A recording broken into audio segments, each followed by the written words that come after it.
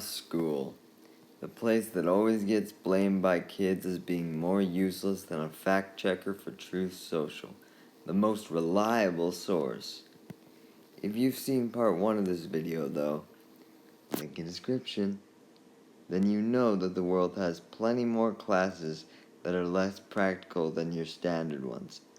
That does not mean we should allow our basic bitch classes off the hook immediately, as a lot of them have more issues than a reality TV personality. Also like a reality TV personality though, there are some hidden gems out there that deserve to be praised as high as fatherless children praise their favorite streamer.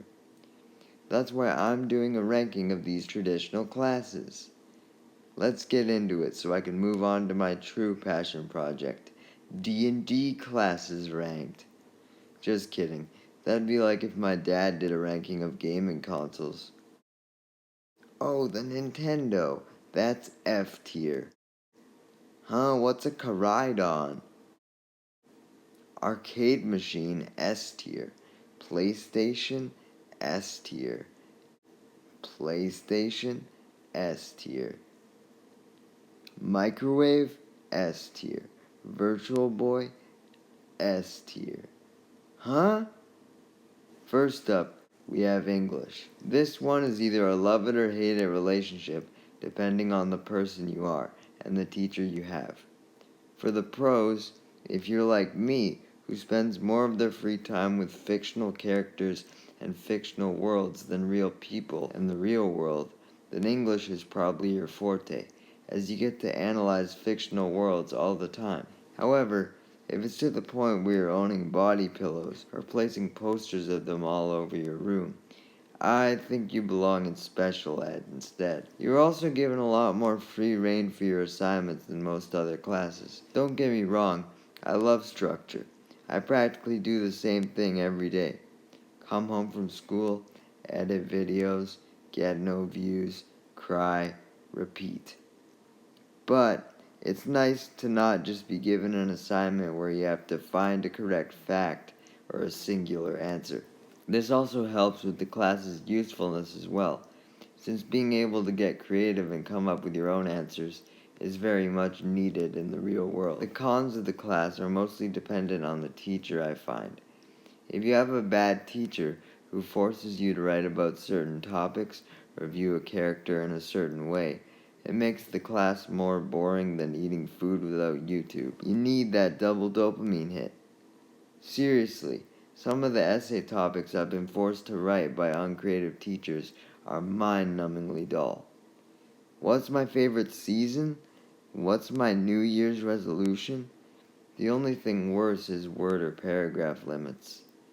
Are we learning how to be Marvel writers? What happened to quality over quantity? This past year, I've thankfully had a really good teacher who is open to a whole bunch of interpretations, unlike if a Twitter user was an English teacher, and she has a clear passion for the stories she teaches. This is reflected in the way that she teaches, making even Shakespeare more accessible to non-avid readers through allowing a modern English parallel text. This makes them more enjoyable, as you're actually able to focus on the plot, as opposed to dissecting a random quote that actually means nothing. Although, at the end of the day, it's still Shakespeare, so your enjoyment still has a max.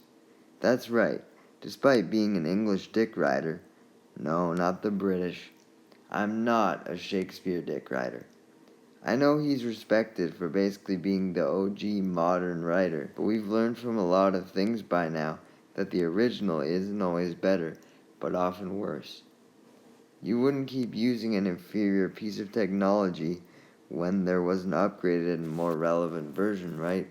So why should we have to excessively study older writers just because they did things first when other writers have improved upon their themes since then? As an example, I would say Breaking Bad has a lot of Shakespearean similarities, being a tragedy in its own right while also being more relevant to our times. I understand that the past, including our boy William, should be respected and honored, but that could be done through comparing him to the present and focusing more on the overall evolution of writing. Another thing that deters people from English is poetry. A simple remedy to this that I've discovered is studying songs as an alternative.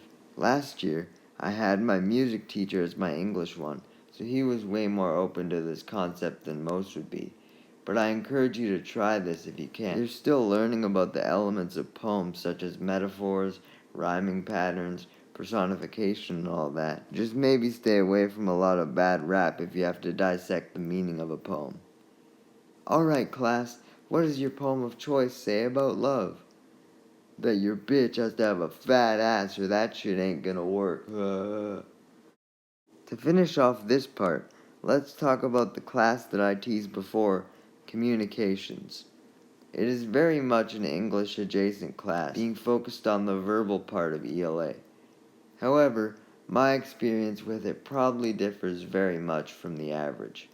I was first able to take it in my freshman year as an alternative to French. Unfortunately, that was the class's only real purpose, as it didn't even have a curriculum. It was essentially just used as a way to give the non-French students something to do, or a cage to keep us detained. This meant that my teacher had to come up with random assignments on the fly, which certainly made the class interesting to say the least. We started the year off by making fairy tales for younger kids, but then we transitioned into Greek mythology. I don't know whether that counts as English adjacent or not, as it seemed we learned it in every fucking class. I wouldn't be surprised if my math final had a question about how you calculate the slope of Zeus's dick vein. By the end of the course, we were doing dad joke comedic routines and magic shows for 5th graders. This signified my teacher was truly going insane searching for ideas throughout the year. This is probably why we had to do a project on none other than cryptozoology.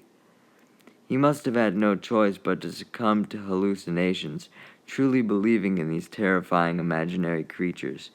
The Ogopogo, Bigfoot, the Jersey Devil, but most importantly, my choice, the Ninjan. A creature with a more conflicting story than whether that dress was black and blue or white and gold. Some sightings said it had arms, some said it had a mermaid tail, some said it was bipedal. The most confusing thing about it, though, was its name, the Ninjan, the Japanese word for human. Look, you can be who you want in this day and age, but I think it's safe to assume this thing is not a human. Unless it's a furry, truly the most horrifying creature. At least some essence of what communications was supposed to be was preserved despite my teacher joining the Illuminati, which was the verbal aspect. Along with the magic show and dad jokes, we had to present all of our projects to the class. This unironically helped me tremendously with coming out of my shell, partly due to how ridiculous the topics of the presentations were. No kid was gonna judge me for talking about the Ninja. Maybe the lack of curriculum was actually a blessing in disguise after all. Well, that's what I thought until later this year, when the course became even less structured. The year started off great, as we learned about advertisements and marketing. We were finally learning how to be professional scammers. If none of these classes ended up being useful enough to get us a job, at least we had a plan B. Halfway through the year, though, my teacher, a different one than last year, maybe the conspiracy theories got to him, rest in peace, had to leave. No, not to go have a baby like all the other English teachers seem to. For one, he's 50, and secondly, he's a dude. We're not in Red vs. Blue of the DC universe, so MPreg isn't possible. Though, I suppose being 50 has never stopped anyone, and probably won't stop Nick Cannon.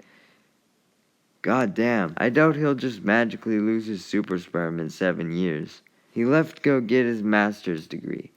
This caused yet another different teacher to take his place. Maybe that was the point of this course, for the principal to exterminate teachers he didn't like, kindergarten style. Anyways, due to the previous teacher not leaving behind much of a plan, the new teacher was put into the position of not having a curriculum to follow once again, so he just threw us assignments related to coding websites and apps. Sure, not at all related to the core of communications, but at this point, emblematic of the ninja, communications could be whatever you wanted it to be. And hey, didn't I say the best thing about these ELA-based classes was to be able to get creative and be independent? It's not like coding is a bad skill to learn either, especially since my school doesn't offer computer science. I'm still baffled by that. Practically every school uses computers more than they use paper at this point. You would think computer science would be mandatory. Regardless of that, everything I'm saying about the missing curriculum this year seems to be good, right? So why am I against it? Well, it's because of the assignments themselves. While the coding assignments are great in concept, they are severely limited in what you can do. It's really just quick little 5-minute lessons in a software that does most of the work for you, that are over faster than the bedroom, rather than tutorials of anything substantial. That's not going to help me get a professional coding job in the long run. Hey, we need you to stop this hacker. You can code, right? We need about 50k lines of code in 2 hours. I can make a character move at a snail's pace across the screen. Isn't that cool? I can't really expect anything more grandiose in terms of assignments, though, as the teacher was not only brought in last minute, but only assumed they would be teaching history. Speaking of history, I think we found one of our targets for episode 3, the final part. Hopefully. I have a lot less to say about all the other classes, I promise.